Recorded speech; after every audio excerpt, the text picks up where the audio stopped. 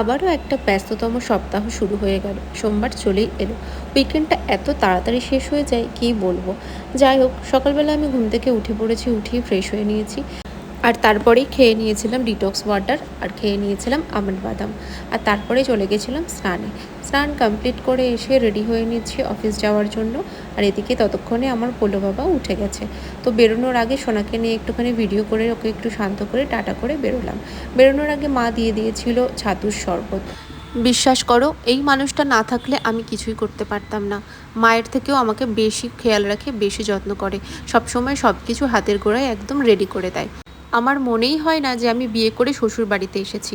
আমি বাড়িতে যেরকম ছিলাম তার থেকেও 100 গুণ বেশি স্বাধীনতা আমার এই বাড়িতে আছে। তারপর সোজা বেরিয়ে পড়লাম অফিসের জন্য। আর গিয়েই ফার্স্টেই অটো পেয়ে গেছিলাম, আজকে একটুও লেট হয়নি। আর দেখো, আমি কিন্তু অফিস চলে এসেছি। তারপরে আর কি, কাজে বসে পড়েছিলাম। আর সারাদিন কাজের এতটাই চাপ ছিল যে আর ভিডিও করা হয়নি। তারপর মা লাঞ্চে দিয়েছিল কিনোয়া, চিকেন কষা, মুসুরির ডাল আর ডিম সেদ্ধ কুসুম ছাড়া। So that's it for today.